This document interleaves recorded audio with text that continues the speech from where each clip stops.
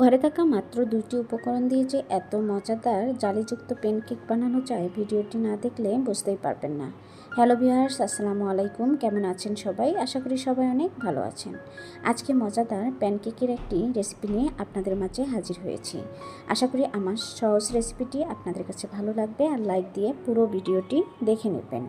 Recipe বানানোর জন্য প্রথমে একটা মিক্সিং বাটি নিয়েছি, আর এখানে আমি 2টা ডিম নিয়ে নেব। একটা ডিম আমি ভেঙে নিয়েছি, এই যে দেখুন, আরেকটা ডিমও ভেঙে নিলাম। একটা কাঁটা চামচের সাহায্যে ডিমগুলো ভালো করে ফেটিয়ে নিচ্ছি। ভিডিওটি কেউ স্কিপ করবেন না, তাহলে বুঝতে পারবেন না আমি কিভাবে এরকম মজাদার প্যানকেকের রেসিপি আপনাদের সাথে অল্প সময়ে শেয়ার করছি। আর শেষে রয়েছে সকল ধরনের টিপস, কিভাবে জালিযুক্ত প্যানকেক বানাবেন সেটাও আমি বলে দেব। এই যে দেখুন, আমি প্যানকেকের জন্য যে ডিমগুলো ফেটিয়ে নিচ্ছি সেটাই যে দেখুন ফেটিয়ে নেওয়া শেষ। এখন আমি এর মধ্যে অ্যাড করে দিচ্ছি লিকুইড দুধ। আপনারা চাইলে এখানে দুধের পরিবর্তে পানি দিয়েও এই ব্যাটারটা তৈরি করে নিতে পারেন, আবার চাইলে এখানে গুঁড়ো দুধ দিয়েও নিতে পারেন। তবে দুধ দিলে আমি যে কেকটা বানাচ্ছি এটার টেস্টটা আরও দ্বিগুণ হবে। দুধগুলো ভালো করে আমি ডিমের সাথে মিশিয়ে নিচ্ছি। দুধ আর ডিম ভালো করে মিশিয়ে নেওয়া শেষ। এখন এর মধ্যে কিছু উপকরণ অ্যাড করে দিচ্ছি। প্রথমে দিয়ে নিচ্ছি স্বাদ মতো লবণ। এখন দিয়ে নিব বেকিং পাউডার, আপনারা চাইলে বেকিং সোডাও এখানে দিতে পারেন। এখন দিয়ে নিচ্ছি পরিমাণ মতো চিনি। আপনারা যে পরিমাণে চিনি খাবেন বা মিষ্টি খেতে পছন্দ করেন সেই পরিমাণের দিয়ে নিতে পারেন। আমি এখানে 2 টেবিল চামচ চিনি দিয়ে নিয়েছি। এখন চিনি আর সবগুলো উপকরণই ভালো করে অনবরত নেড়েচেড়ে মিশিয়ে নিচ্ছি। অবশ্যই সময় নিয়ে একটু মিশিয়ে নেবেন, এতে করে চিনিগুলো পারফেক্টভাবে ডিম আর দুধের মিশ্রণের সাথে গলে যাবে। আমি সবগুলো উপকরণই ভালো করে মিশিয়ে নিয়েছি। এখন এর মধ্যে দিয়ে দিচ্ছি হাফ কাপ ময়দা। আপনারা চাইলে এখানে ময়দার পরিবর্তে আটা দিয়েও এই প্যানকেকটি বানিয়ে নিতে পারবেন, অথবা চালের গুঁড়া দিয়েও এই প্যানকেকটি পারফেক্টভাবে বানিয়ে নিতে পারবেন। তবে প্যানকেকের যে ব্যাটারটা তৈরি করবেন সেটা কিন্তু পারফেক্টভাবে তৈরি করে নিতে হবে, তা না হলে কিন্তু ছিদ্র হবে না। আর প্যানকেকের ব্যাটারটা কিভাবে পারফেক্ট হবে সেটা আপনাদেরকে আমি এখন বলে দিব।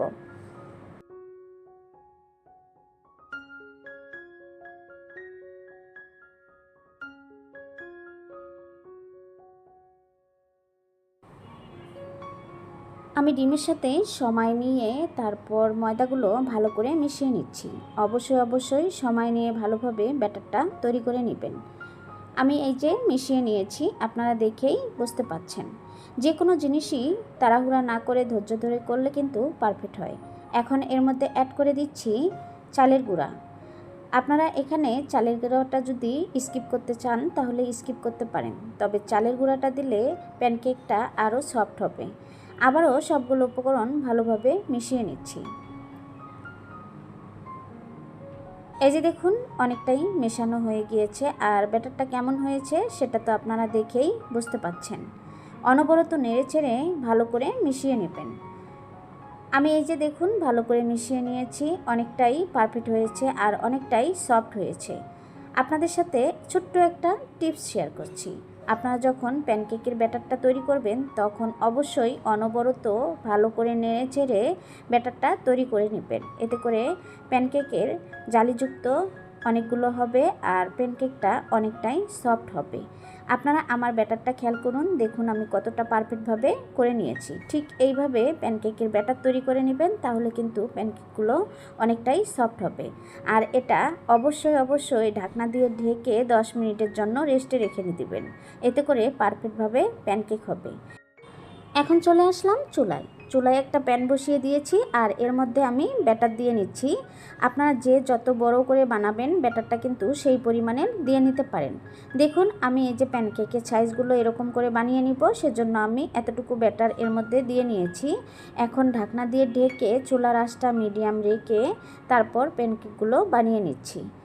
আমি যে প্যানকেকগুলো বানাচ্ছি এটা কিন্তু অসংখ্য ছিদ্রযুক্ত হবে, আপনারা দেখেই বুঝতে পাচ্ছেন। আমি পারফেক্টভাবে প্যানকেকটা বানিয়ে নিচ্ছি। আপনারা যদি আমার এই ভিডিওটি ফলো করেন তাহলে আপনারাও পারফেক্টভাবে অল্প সময়ে ঝটপট করে বানিয়ে নিতে পারবেন এরকম ছিদ্রযুক্ত প্যানকেকের রেসিপি। আমি কিন্তু এখানে কোনো রকম তেল দেইনি, আমি প্যানের মধ্যে কোনো রকম তেল ব্রাশ করেও দেইনি, তারপরেও আমার প্যানকেকগুলো সুন্দরভাবে উঠে আসছে, আপনারা দেখেই বুঝতে পাচ্ছেন।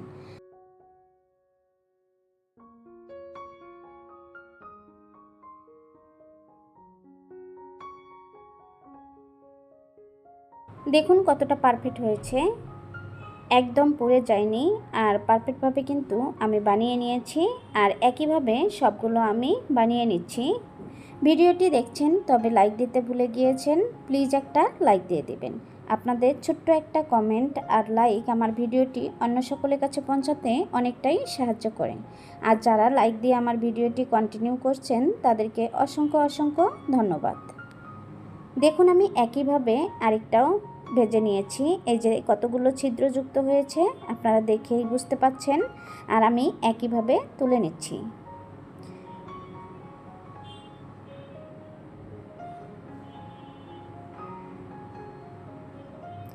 একদম সহজ আর পারফেক্ট একটি প্যানকেকের রেসিপি আপনাদের সাথে শেয়ার করেছি। আশা করি আমার রেসিপিটি আপনাদের কাছে ভালো লেগেছে। রেসিপি ভালো লাগলে অবশ্যই বাসায় একদিন ট্রাই করবেন। আশা করি আপনারাও খুব সহজে বানিয়ে নিতে পারবেন এরকম মজাদার প্যানকেকের রেসিপি। আমার রেসিপিটি ভালো লাগলে ফ্রেন্ড এবং ফ্যামিলির সাথে ভিডিওটি শেয়ার করে দিবেন, তাদেরকেও দেখার সুযোগ করে দিবেন। এটা চাইলে বাচ্চাদের স্কুলের টিফিনে ঝটপট করে বানিয়ে দিতে পারেন, অথবা চাইলে সকাল বা বিকালে চায়ের আড্ডাও কিন্তু ঝটপট করে বানিয়ে নিতে পারেন। আমি এক এক করে সবগুলো প্যানকেক এই যে বানিয়ে নিয়েছি, কতটা পারফেক্টভাবে বানিয়ে নিয়েছি আপনারা দেখেই বুঝতে পাচ্ছেন বন্ধুরা। এই যে এক এক করে একটা প্লেটে তুলে নিচ্ছি, সবগুলোই কিন্তু পারফেক্টভাবে আমি ভেজে নিয়েছি, আপনারা দেখেই বুঝতে পাচ্ছেন। এখানে আমি মাত্র 2টি ডিম দিয়েছি আর অল্প পরিমাণের ময়দা দিয়ে দেখুন কতগুলো প্যানকেক বানিয়ে নিয়েছি। এটা কিন্তু চাইলে চায়ের সাথে খেতে পারেন, আর এই প্যানকেকটা চায়ের সাথে খেতে কিন্তু ভীষণ ভালো লাগে। এই যে দেখুন বন্ধুরা, উল্টো পাশেও আমি দেখিয়ে দিচ্ছি কতটা পারফেক্ট হয়েছে, একদম পুড়ে যায়নি আর কালারটা কিন্তু মাশাআল্লাহ অনেক সুন্দর হয়েছে। এখানে আমি মধু দিয়ে খেয়ে নিব, সেজন্য আমি একটা আপনাদেরকে দেখিয়ে দিচ্ছি। এটা মধু দিয়ে খেতে ভীষণ ভালো লাগে, আপনারা চাইলে চা দিয়ে খেতে পারেন, আর যে যেটা দিয়ে খেতে পছন্দ করেন সেটা দিয়ে কিন্তু খেতে পারেন। আমার কাছে এভাবে খেতেই ভালো লেগেছে। আমার বাচ্চারা তো এই প্যানকেকটা অনেক পছন্দ করেছিল, আপনারাও বানিয়ে দেখবেন, আপনাদের বাচ্চারাও অনেক পছন্দ করবে আর আবারও রিকোয়েস্ট করবে আপনাকে এই প্যানকেক বানিয়ে দেওয়ার জন্য। অল্প সময়ে অল্প উপকরণ দিয়ে ঝটপট করে মজাদার প্যানকেকের রেসিপি আপনাদের কাছে কেমন লেগেছে? আশা করি রেসিপিটি ভালো লেগেছে। রেসিপি ভালো লাগলে ভালোবেসে আমার চ্যানেলটি সাবস্ক্রাইব করে দিয়ে পাশে থাকা বেল আইকনটি অন করে রেখে দিবেন। আজ এ পর্যন্ত, আবারও কথা হবে অন্য কোনো ভিডিওতে। এ পর্যন্ত সবাই ভালো থাকবেন, সুস্থ থাকবেন। আল্লাহ হাফেজ, আসসালামু আলাইকুম।